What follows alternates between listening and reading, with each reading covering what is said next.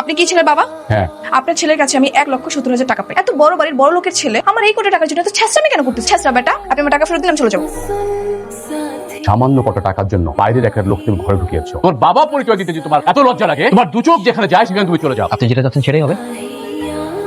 To-let দেখলাম বাসা ভাড়া হবে। ফ্যামিলি মেম্বার কতজন? আমি একাই। ব্যাচেলর ভাড়া দিবে না কেন? কেন আপনাকে বলতে হবে? এই চাচা, আপনি এখানে তো আমাদের বাসা, বাবার সাথে রাগারাগি করে বাসা থেকে চলে এসেছি। আমরা তো ব্যাচেলর ভাড়া দেই না। আসুন দেখি বাবার সাথে কথা বলে কিছু করা যায় কিনা। আমি আমার ফ্যামিলি বাসাতে ব্যাচেলার ভাড়া দেওয়াটা একদমই পছন্দ করি না। একটা কথা একদম কান খুলে শুনে রাখ, বাসায় কোনো মেয়ে এলাও না। Thank you for this. ছেলেটা ভালোই না?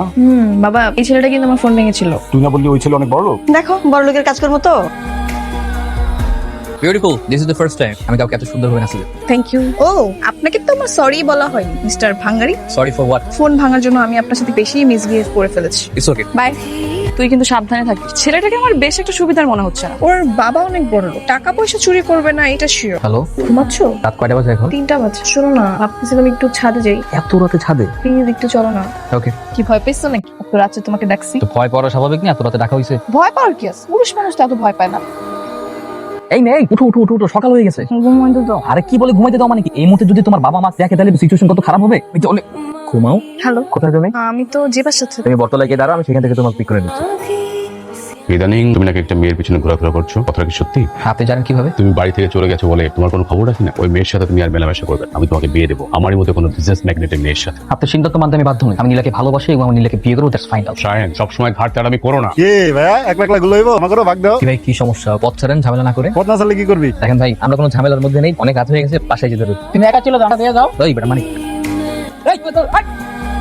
কি আপনি এর নিয়ে না থানায় গেছিলেন কয়েল ভাঙার মামলা করার জন্য? জরিমানা দিয়েছে? জরিমানা নিয়েছেন, এখন আর পিছু ছাড়ছেন। আচ্ছা, আপনার তো দেখি পুরো রোমিও জুলিয়েট হয়ে গেছে। একটু সাবধানে থাকতো। উপরে ছেলেটার নাম জানো কি? শায়ান। ওর ব্যাপারে একটু তোর সঙ্গে কথা বলতে। বলো। তুই যদি মন থেকে চাও শায়ানকে বিয়ে কর, সেক্ষেত্রে আমার কোনো আপত্তি নেই। শোনো, একটা গুড নিউজ আছে। করো নাকি? আছে আছে, কালকে আসো বলছি। আমার তো আজকে সারা রাত ঘুম হবে না। মহারানী আগামীকাল আমাকে কি বলবেন? পয়সা থাক, এবার ঘুমাও। বাবা বলছে তার কোনো আপত্তি নেই আমাদের বিয়ের ব্যাপারে। তুমি আমাকে একবার আজ করবো না বিয়ে করার জন্য? মেন্টালি এখন প্রিপেয়ার কিনা? এটা জিজ্ঞাসা করার কি আছে? তুমি চাও না আমরা বিয়ে করি, সংসার করি? আপাতত চাচ্ছি। বাহ। সিচুয়েশন সবসময় একরকম থাকে, সিচুয়েশন চেঞ্জ হয়। এই রাখো তোমার অজুহাত। আমার সঙ্গে নীলের বিয়ে হলে আপনাদের সেই স্বপ্ন ভেঙে যাবে, তাই তো? হ্যাঁ হ্যাঁ হ্যাঁ, দেখো আমাদের দিক একবার একটু ভাবে। ঠিক আছে। নতুন করে এই জীবনটা সাজিয়ে তুলেছিল। আমি তো পুরা কপালের মানুষ, আমার ভাগ্যে তুমি সইলে না।